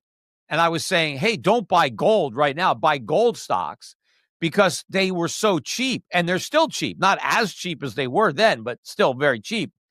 I wasn't telling people not to buy gold. I was telling people to buy gold in the ground before it's dug up, because when you invest in a gold mining stock, you're buying the gold that's just still in the ground. When you go to Shift Gold, you're buying the gold that's already been mined and fabricated and made into a nice, pretty coin or a bar, right? And you're buying that. And what I was saying with that report is, you know what? Gold's over $3,000 an ounce, and look how cheap these mining stocks are. You got to buy these mining stocks right now. This is not the time to buy gold when these stocks are so cheap. And since I put out that report, the price of gold is only up by about 1%, but these gold stocks are up by more than 20%. Now, they were up quite a bit before I put out the report, but gold was going up a lot. And I thought it was ridiculous that gold made such a big move and the gold stocks were still so cheap. So now gold's kind of gone sideways for a few months, and the gold stocks have taken, you know, the baton and run with it. And so I think this is, you know, a marathon. I think we got a long way to go, but it's a very, very positive sign for the metals. And silver too. I mean, silver has been demonstrating some relative strength. So I'm not telling people now, hey, you know, don't buy any gold and silver. Everybody should still own some physical gold and silver. But I also think that more aggressive investors should buy these gold mining stocks, because I think they're going to outperform now for many, many years. So if you really want to leverage up your portfolio, don't just own physical gold and silver. The trend of countries moving away from the US dollar as a reserve currency is gathering pace in 2025. Central banks, especially in Southeast Asia and BRICS nations, are increasing their gold holdings and engaging in local currency trade settlements. In Q1 alone, central banks bought over 244 metric tons of gold, and gold ETFs attracted $30 billion in new investments. Bank of America reports that investors are heavily overweight emerging market equities, reaching levels not seen since February 2023. That's driven by a declining dollar, down nearly 10% this year. Simultaneously, investors are seeking refuge in gold mining companies. UBS and other analysts highlight that mining stocks are gaining traction as undervalued alternatives in the metals space. Experts are warning that aggressive political actions, such as pressure on the Federal Reserve and institutional interference, are eroding investor trust in U.S. assets. This erosion, combined with a massive fiscal deficit, could further erode the value of U.S. assets and encourage a shift away from the dollar. With dwindling confidence in treasuries and equities, gold has become a dominant haven. Citi analysts report that gold investment demand could exceed 110% of mine supply in the June quarter. With the dollar and treasuries now seeing reduced appeal, investors are reallocating into metals. Now, let's get back to the interview. A long, long way to go because the dollar has a long way to fall. I think this trend is going to go hyperbolic. I think when we go back to QE the next time and the Fed starts cutting rates, the economic data that's been coming out, technically the market sentiment looks good, but the economic fundamentals of stagflation are very strong for gold, right? Because we got last week, we got the disappointing jobs data, which was so bad. Not only did we miss estimates, but they revised down the prior 2 months by the most in 50 years. We barely create any jobs. And if you remember, if you're a regular listener of my podcast, not the Friday market wrap, which, again, I'm going to keep doing this market wrap, but I also do my podcasts. And on the Fridays where the May and June jobs numbers came out, I specifically said these numbers are going to be revised down because everybody was celebrating that the numbers came out better than expected. And I said, this is BS. They're not going to end up being better than expected. They're going to get revised down to weaker than expected. And I was 100% right. That's exactly what happened. In fact, the revisions were even bigger than what I was expecting. But these numbers may not even be right. They may revise them down again, although who knows, because Donald Trump got so mad that the numbers were so bad that he fired the head of the Bureau of Labor Statistics. He claimed the numbers were rigged to make him look bad. And now he's got a new guy, I think, but they may not even report the job numbers anymore for a while, right? Until they get it right. So maybe they need to fix it because I think Trump may be trying to hide the bad news from the public. See, Trump keeps talking about how the economy is booming. We have the hottest economy in the world. We don't. There is no economic boom. It's just a fantasy that Trump is trying to sell as reality. If you look at the budget deficit for July, the month of July, it increased by 20% over last July. It's the second biggest July deficit in the history of the country. The only July where we ran a bigger deficit was 2021 when we had all the COVID stimulus. Well, we don't even have that anymore. And we got the benefit of all the tariff revenue. Yet even with the tariffs, we still had the second biggest July deficit ever. Now, if we had a booming economy, we wouldn't have booming deficits. Booming economies reduce the deficits, right? Because the government doesn't have to spend as much on unemployment or welfare, and people are earning more money. They're paying more taxes. There's more jobs. There's more profits. And so the government is in better shape. The fact that the deficits are exploding is more proof that the economy is not.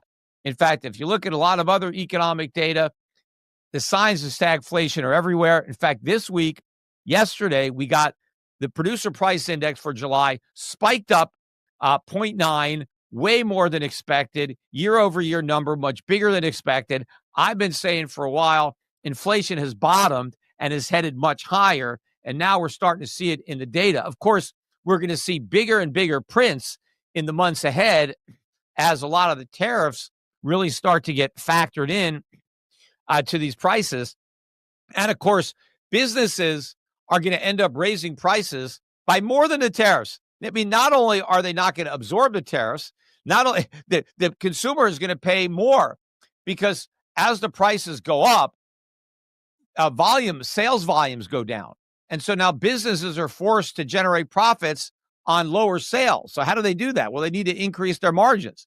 So they have even higher prices, and they try to make a profit with a smaller group of customers. But it's not just the tariffs and the need to, increase margins that are going to cause prices to go up. The dollar is very weak and is going to get a lot weaker. In fact, the dollar fell again this week. And even though we got a big bounce in the stock market, again, we had Newhoff, the phony reciprocal tariffs, was because he said the bond market was yippy. Well, I mean, it's still pretty yippy because it's about where it was back then. There hasn't been a recovery. And that's because there's real money in the bond market, right? Nobody is buying treasury bonds for, to speculate and get rich, right? It's not a meme stock. This is serious money that is selling U.S. treasuries. So the real money is getting out of dollars, getting out of treasuries, and getting into gold stocks, buying foreign stocks. That is what's going on. Foreign stocks are jamming. I have a foreign dividend payer fund that we also manage. I think it's up about 34-35% on the year. The S&P, I don't even know if it's up 10%, 9%. I mean, foreign markets are, leaving the U.S. in the dust. It's like the U.S. stock market is standing still now because money is being sucked out of the U.S. economy and it's being brought back into the rest of the world. And that trend is going to continue as the U.S. economy slips deeper into stagflation. We're going to have a weakening economy. We're going to have strengthening inflation. The government might try to hide the numbers from the public, but the reality is going to show up in the bond market, in the foreign exchange market, in the precious metals market. And so my advice continues to be get out of dollars before the dollar loses any more of its purchasing power. Convert your fiat into real money. Buy physical gold and silver. The conditions for what may be one of the most explosive bull markets in decades are being created by the tightening supply of silver, soaring industrial demand, and growing investor attention. Gold has stabilized above $3,000. Mining stocks have also performed exceptionally well, suggesting that both miners and metals are well-positioned for long-term gains. Meanwhile, the global shift away from the dollar and toward tangible assets highlights why many people view gold and silver as essential stores of value in an unstable financial system, in addition to being considered investments. Will silver outperform gold in the upcoming bull cycle due to its distinct industrial role in solar and AI?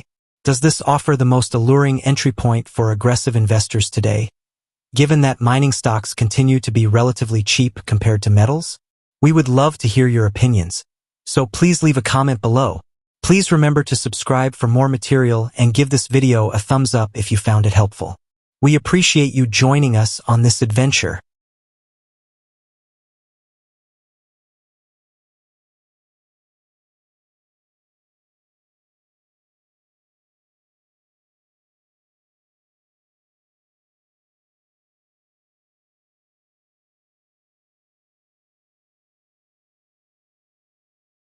I think everything's on the table. We just have to be patient. We have to be appreciative of these prices below $40. I think once it takes out $50, it can happen rather quickly that we rally towards $75 and then maybe $100. And technically speaking, we have the mother of all cup and handle patterns in the silver market.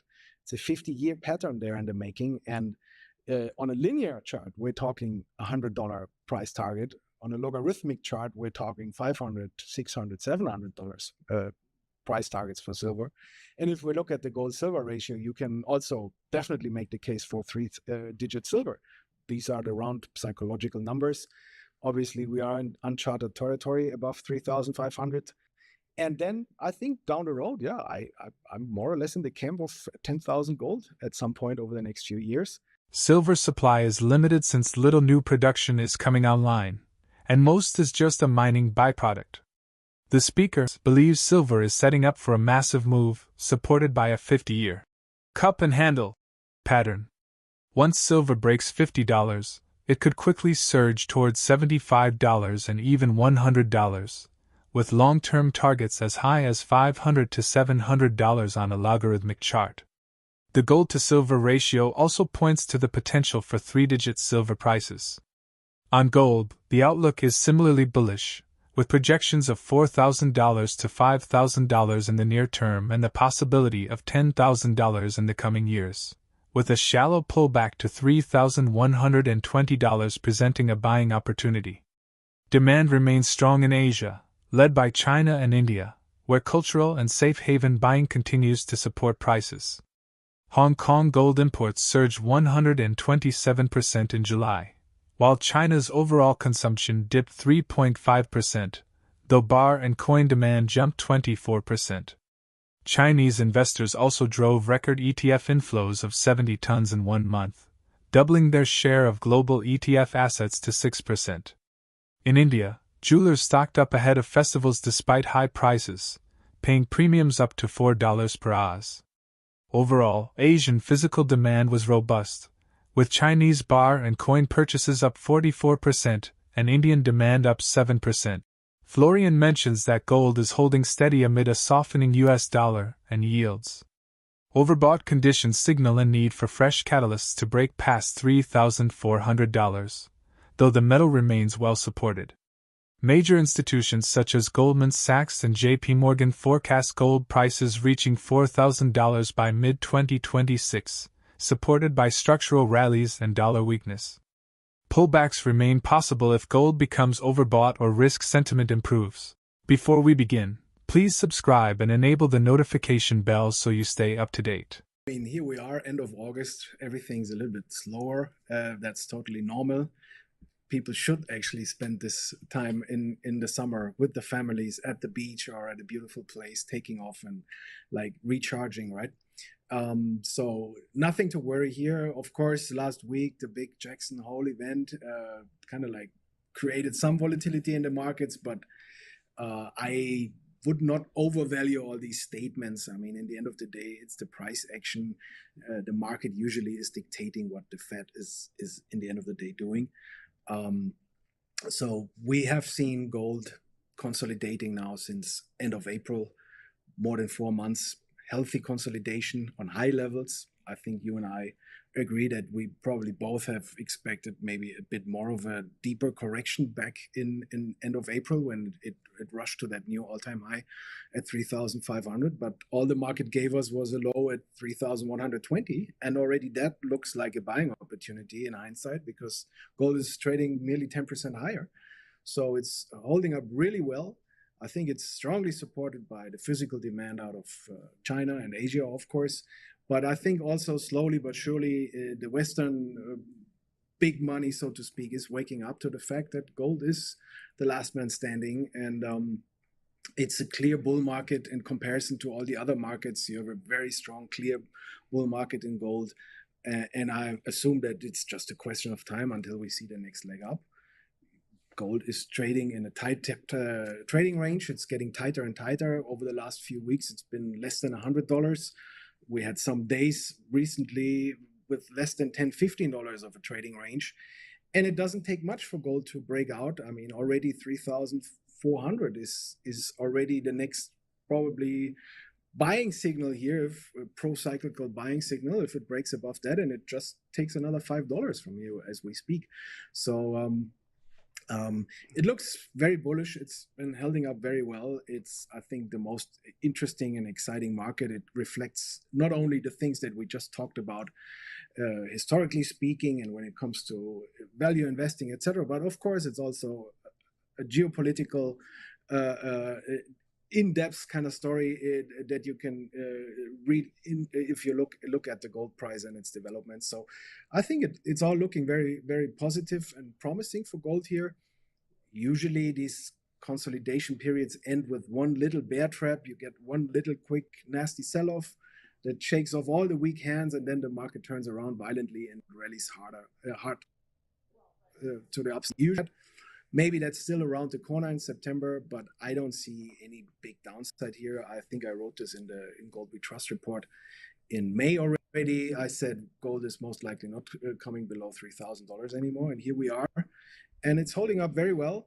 The only situation where I could see a little bit more of a challenging times ahead is really if the stock market would get into a deeper correction, something maybe that like we've seen in January until March, with a big final panic kind of in the last days of March, early April. But whenever this liquidity suddenly disappears, and then of course gold and silver prices are also affected in the short term, but whenever this disappears, the liquidity, magically a few days later it reappears and shows up again, and then it's a buying spree within a 2-week kind of everything changes, and 2 months later you have new all-time highs in the stock market. And of course gold and silver is also strongly moving higher. So remember that sell-off that quickly led to silver falling below $30 actually was the launching pad for that 40% rally since then in silver. So it's always this mass psychological phenomenon. It's sometimes hard to time, but usually you can see in the charts more or less what's around the corner. And here we are. It looks like gold is about to break out and move higher, and it doesn't take much to the all-time high. And after that, I think we're moving to $4,000 rather quickly. Florian points out that we are clearly in a precious metals bull market, but it hasn't reached the euphoric stage yet. Other assets like Bitcoin, tech stocks, and real estate have captured attention, while inflation and economic strain have limited many investors' capacity. Still, with ongoing money printing and global instability, gold and silver are likely headed much higher. Typically, bull markets end with explosive moves where prices double in a short time, and we haven't seen that yet. Looking ahead, continued fiat currency debasement could drive gold toward $4,000, $5,000. Rising volatility is expected, with daily price swings of several $100s possible, similar to past hyperinflationary episodes. The main concern, however, is the push for central bank digital currencies and tighter financial surveillance, which could make it harder to trade precious metals openly and potentially push transactions into black markets. Let's recall the interview now. Well, I think we are in the bull market, right? So the surprise is clearly to the upside. Usually those bull markets end in total euphoria. I don't think we are there yet at all. I mean, you don't have your taxi driver and your grandma telling you all the day to buy gold and silver. Your grandfather did. So though. I think, yeah, but my grandfather, mom has not called me telling me All right, to right buy on. gold and silver. He just bought. I mean, it's another one for like usually the Joey come kind of late guys. I don't see them moving into gold like euphorically right now. I think there's so much going on in the world of investments and so many other topics. Of course, Bitcoin has taken away a lot from the gold cake over the last 10, 15 years, and the tech stocks. And also, I think many people just don't have as much money anymore because inflation and all these difficulties during the COVID period. It's a complex kind of setup that we have here. But we are in a bull market in precious metals. I think the best is yet to come. Usually at the end of such a bull market, you see that asset doubling within a few days or weeks. That's usually the signal where, oh, now it's really the top. We want to be careful and probably move into something else, but we haven't seen anything like that. I think that the Western world is in such a dire shape that money printing will prevail and even intensify over the 12 to 24 months. And that will push every asset overall higher. So I've been calling this the cracker boom for many years already. And I also described it before a little bit, like you have, in the end of the day, the depreciation of your fiat money is making sure that most of the good assets, or more or less good assets, are rising over time. So your real estate is becoming more dollar in euro. Your stocks, the good stocks at least, or the better ones, or the ones that are being chased through the village right now, are moving higher.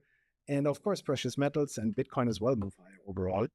I think we're going to see a lot of volatility. I think that, and that's, by the way, if you the Weimar Republic hyperinflation, you can see how dramatically the volatility increased in the years between 1921 and 1923. So something like this is very likely, and we probably will then also see $300, $400, $500 swings in the gold price on a daily basis.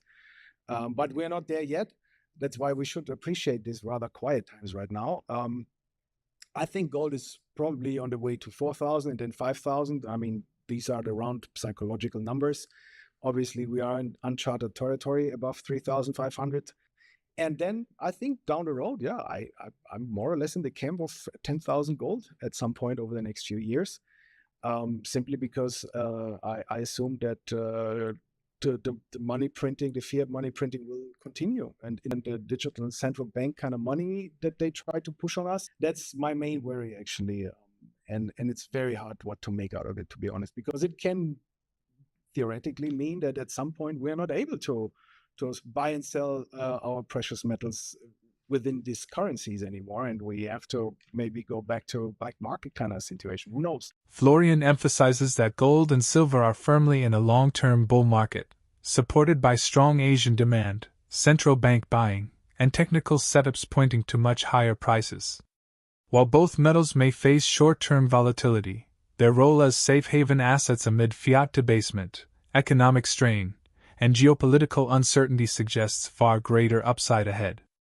With projections of $4,000 to $5,000 gold and silver breaking toward triple digits, the next explosive phase of the bull cycle may be closer than many expect. Could central bank digital currencies limit access to physical gold and silver, reshaping how investors participate in the bull market?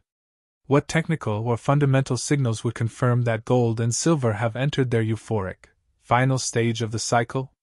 We would love to hear your thoughts, so please share them in the comments box below. If you found this video helpful, please give it a thumbs up, and remember to subscribe for future videos. Thank you for joining us on this adventure.